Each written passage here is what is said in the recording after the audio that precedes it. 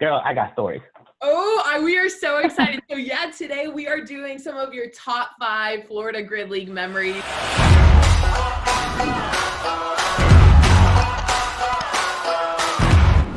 Hey everybody, my name is Brianna Sorensen and welcome to another episode of Bree's Breakout. And I am honored to have Kendrick Molina with me today, who is an Emcee for the Florida Grid League.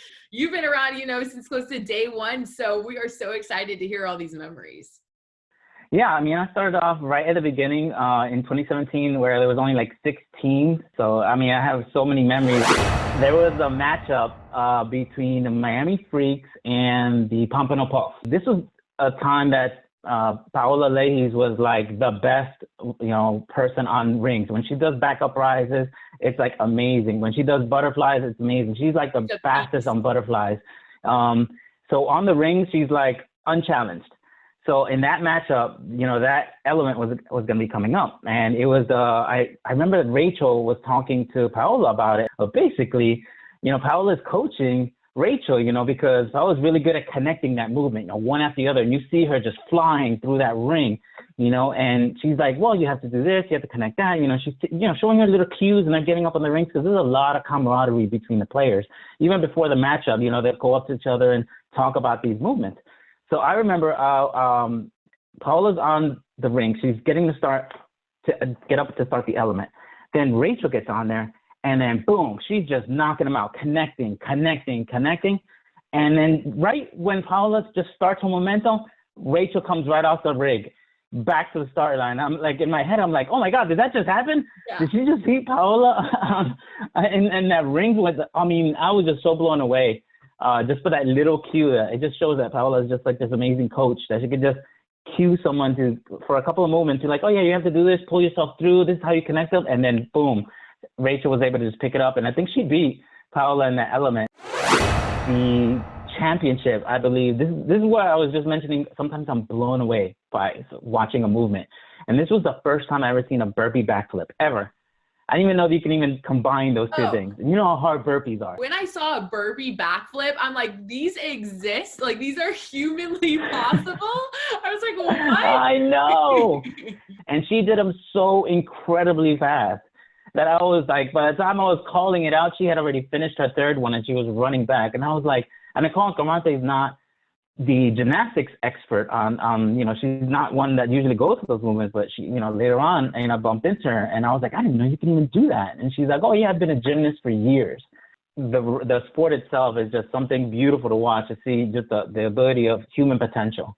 But then there's times you're able to watch like comeback stories. And that's where memory number 3 comes into play.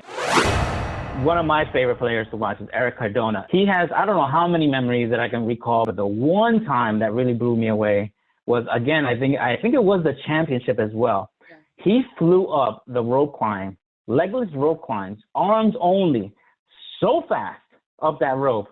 I started calling him the flying squirrel.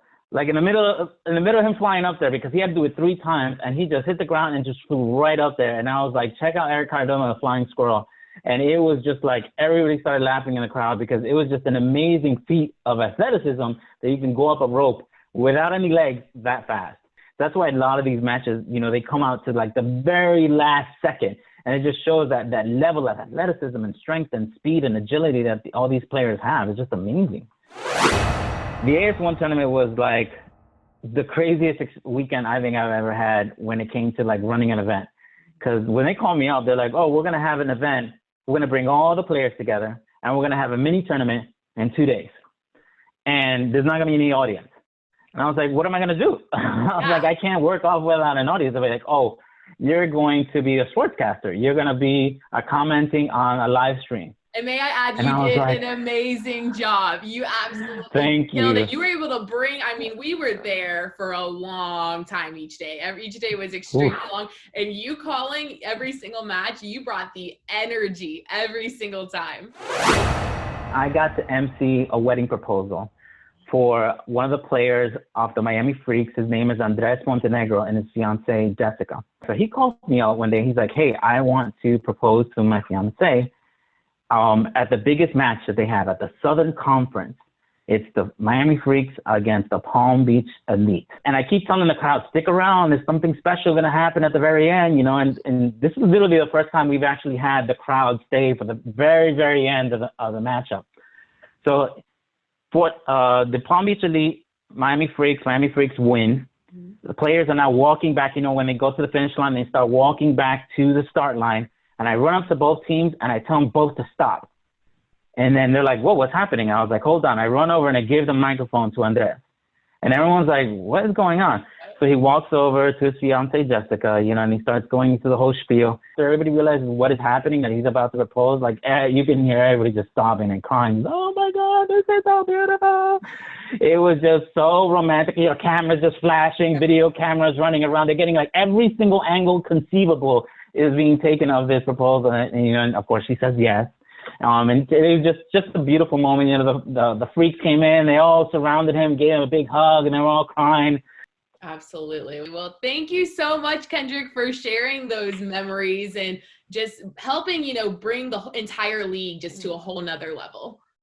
Oh, man, it's going to be an exciting season.